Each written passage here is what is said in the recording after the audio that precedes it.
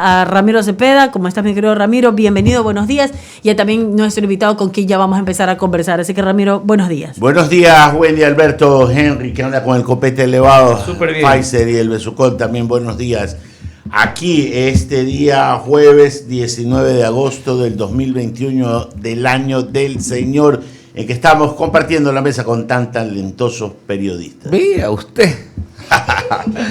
¿Qué tal? Estamos saludando ya a don César Ron Heroes. Y antes de darle el paso a Ramiro Cepeda, arrancar la entrevista a don César, usted es amante del fútbol. Sé que su corazón es camarata. Ese corazón es azulito por la Universidad Católica Capitalina, ¿no es cierto? Es así, ¿no?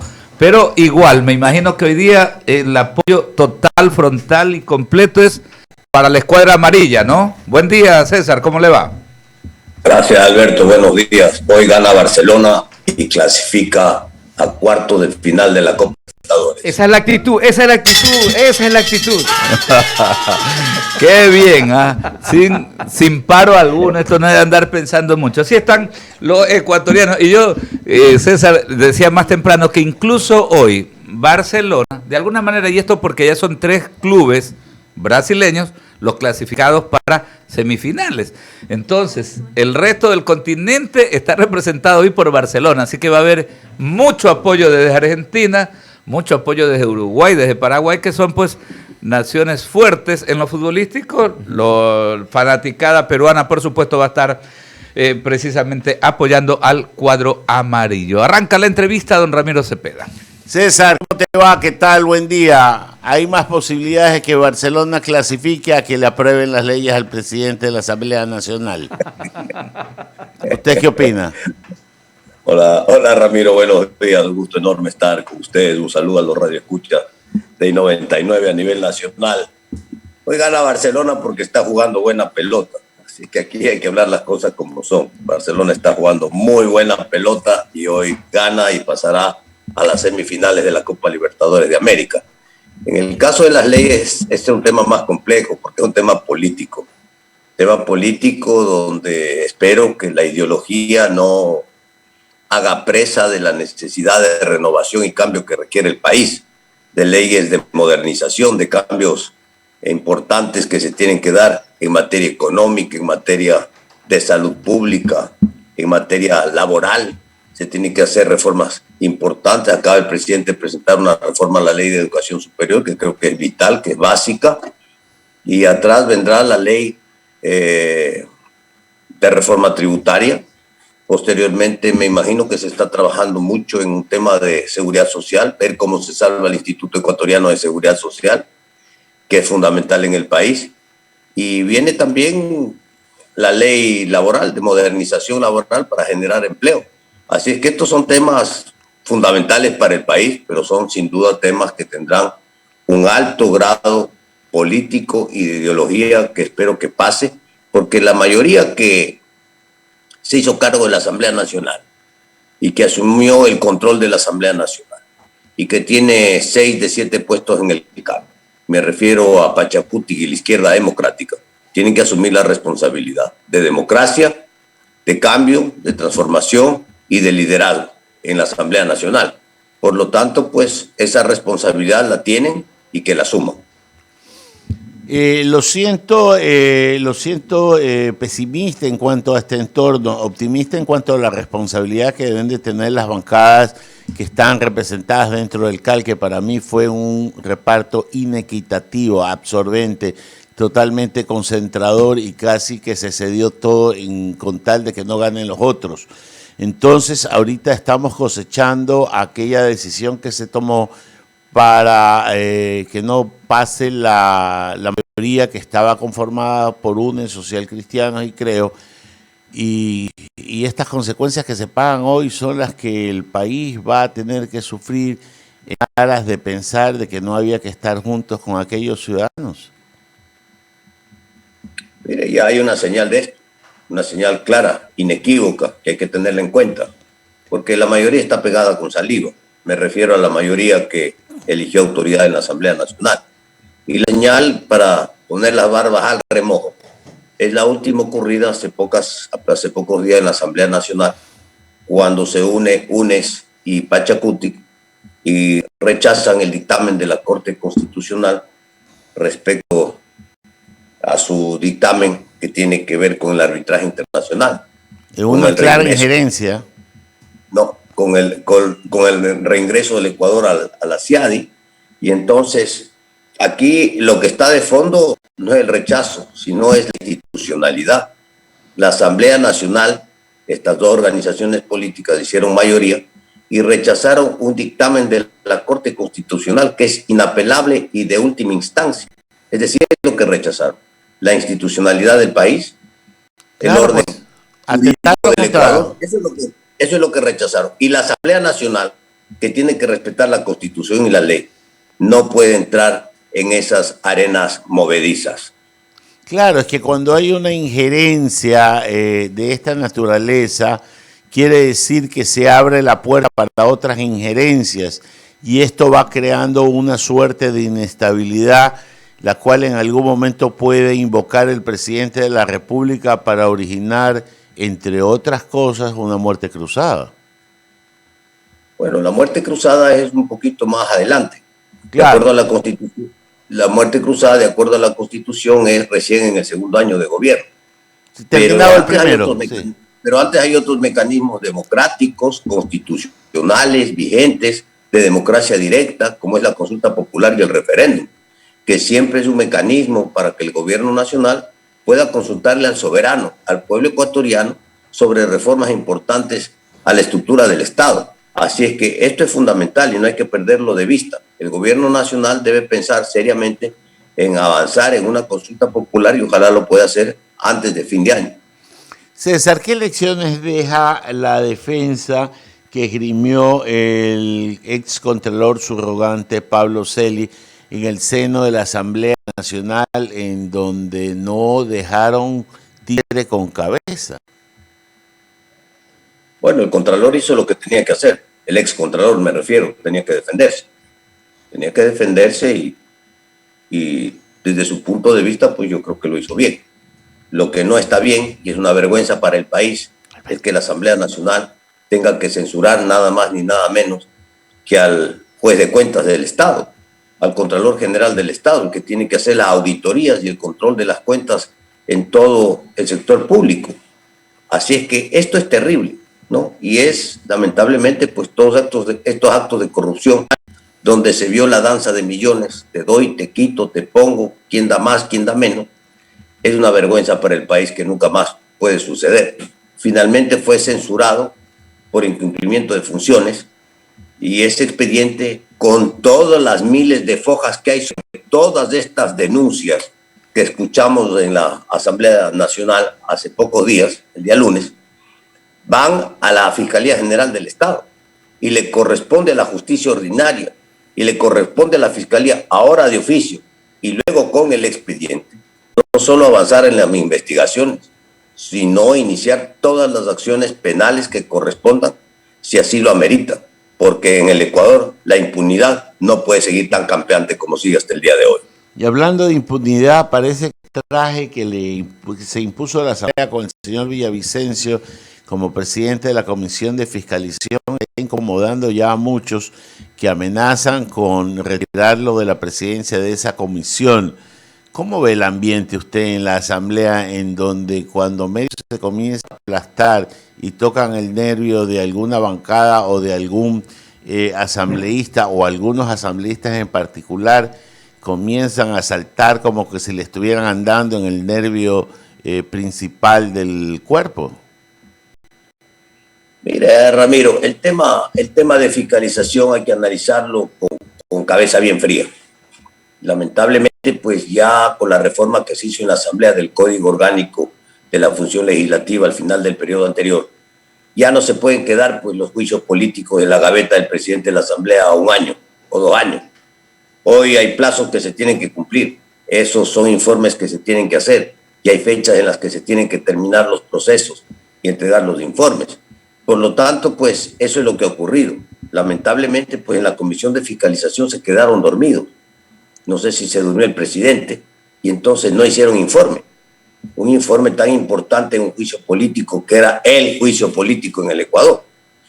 y entonces no se cumplieron con los plazos. Esto se salvó legalmente, por cierto, se pudo salvar por acción de la presidenta de la Asamblea, que convocó a un pleno para que el pleno de la Asamblea escuche las posiciones. Durante 6 horas se leyó el informe de posiciones de todos los miembros de la Comisión de Fiscalización para que el pleno de la Asamblea finalmente decida el juicio político al excontralor, porque no hubo informe. Y entonces, claro, este no informe es el que está trayendo estas consecuencias en la Asamblea Nacional, que vamos a ver dónde termina. Alberto Quintana. Gracias, gracias. Nuestro invitado, el asambleísta César Ron Erevas, integra la Comisión de lo Económico, pero lo quiero sacar ahorita de lo que vienen haciendo desde esa comisión especializada de nuestro Parlamento para consultarle, César, un tema que a nosotros como comunicadores nos mantiene muy preocupados, lo que tiene que ver con la seguridad, hablando integralmente como concepto, la seguridad en todo el país, el peligro que acecha, la operación del crimen transnacional organizado. Vemos cómo hasta libreteado, parecería, articulado y bien coordinado, hay mucha gente que comienza a bloquear iniciativas que se buscan impulsar para luchar precisamente contra estos carteles que están pues asentándose acá en nuestra nación. Y tomo como referencia el asunto de la ubicación del radar en el Cerro Montecristi. ¿Cómo ve usted aquello? Todo esto que se está dando en nuestro país. Mencionábamos más temprano, solamente por citar algo, ¿no? Por ser bien gráficos. Un caso ayer en Milagro, un niño, estudiante, con su computador, y de repente recibió un tiro en su domicilio. Una bala perdida, por cierto, una bala perdida que se alojó en su cabeza. Gracias a Dios no se murió, pero esto denota el nivel de peligrosidad que se vive en diferentes puntos del país. Todo esto derivado de lo que estamos hablando, asambleísta. Así, Alberto, buenos días. El Ecuador tiene que asumir una política de seguridad con mano dura. La delincuencia organizada está muy subida de tono y los bandidos están armados hasta los dientes en detrimento de la sociedad. La sociedad encerrada en sus casas quiere salir porque le roban, le matan, le violan, le secuestran. Entonces se tiene que ver una presencia física fuerte, sin titubeos, de la fuerza pública, y me refiero a policía y fuerzas armadas en las calles. Hay que hacer control de armas. Y para esto las Fuerzas Armadas pueden ayudar muchísimo a la policía en el control de armas. La sociedad no es la sociedad ecuatoriana. Los delincuentes están armados hasta los dientes. Y luego, ¿cuáles van a ser las políticas de Estado respecto a la seguridad? El narcotráfico. Este es un tema serio, este es un tema grave. Fíjese usted debe estar en su escritorio, usted, más grande, más chico, usted tiene una mesa de escritorio, un tablero de su escritorio, ¿no? Y para que la gente me entienda, ese tablero de su escritorio es más o menos la superficie del Aromo, que cuando se aplanó en el gobierno del señor Correa, algunos ecologistas reclamaron y protestaron, pero ahí nomás quedó. Hoy un punto, cojo una pluma y hago un punto, ahí, la mitad de un papel. Ese es el Cerro de Montecristi, donde quieren poner una antena, un radar, para controlar la navegación, la aeronavegación. Y cuando hay que controlar la aeronavegación, hay que controlar toda la aeronavegación. En el Ecuador hay casi 3.000 pistas de aterrizaje. Unas legales, otras ilegales, otras clandestinas. Pero aquí el narcotráfico ha aterrizado hasta en las carreteras, en la vía de la costa. Aterriza en todo lado. Y por lo tanto, pues, dentro de la seguridad y la soberanía aérea que debe tener el Ecuador a través de la Fuerza Aérea Ecuatoriana, tiene que utilizar todos los mecanismos que estén a su alcance para el control aéreo. Y no solo para el control aéreo, porque si se viola el espacio aéreo ecuatoriano y no se obedece, entonces a esos aviones hay que bajárselos. Y está dentro de los protocolos internacionales y es legal, porque aquí tiene que haber una política de Estado de dejarse de contemplaciones, de dejarse de la vista gorda y de actuar. El Ecuador, el gobierno nacional, tiene que actuar, y saludo el decreto presidencial que declara el Cerro de Montecristi en 2 hectáreas zona de emergencia, ¿no? Zona de seguridad nacional.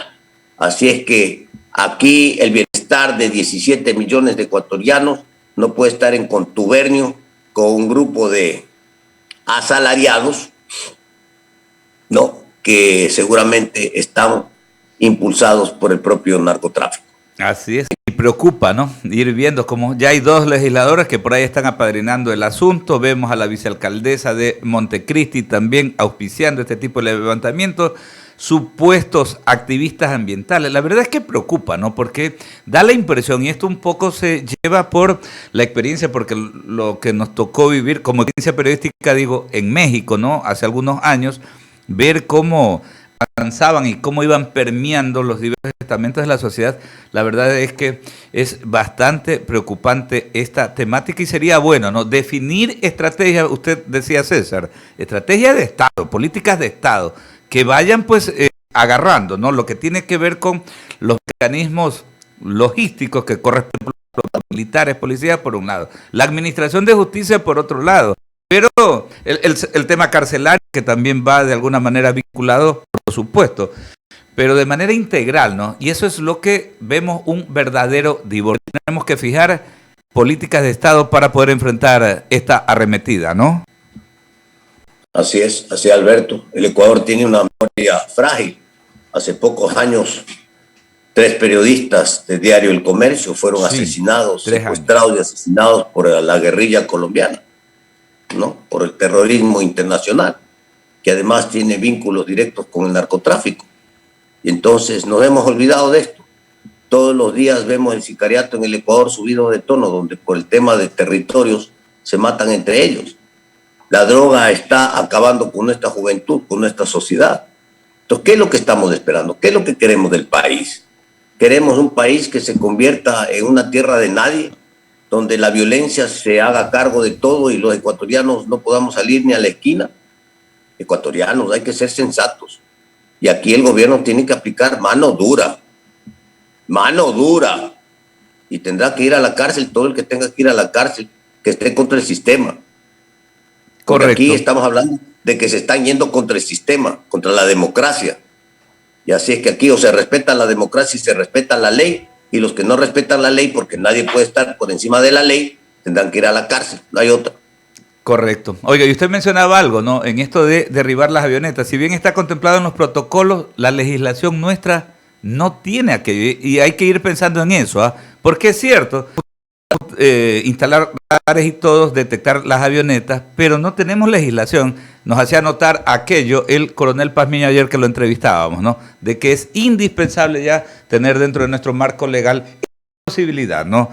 Cualquier aeronave que esté violentando, que esté pues de manera ilegal operando en nuestro espacio aéreo, tiene que ser derribada. 8:21 minutos. Finalmente, preguntarle algo. Sabemos que la Comisión de lo Económico, de la cual usted forma parte, también está muy activa, ¿no? Es una de las, yo creo que es la más activa de todas.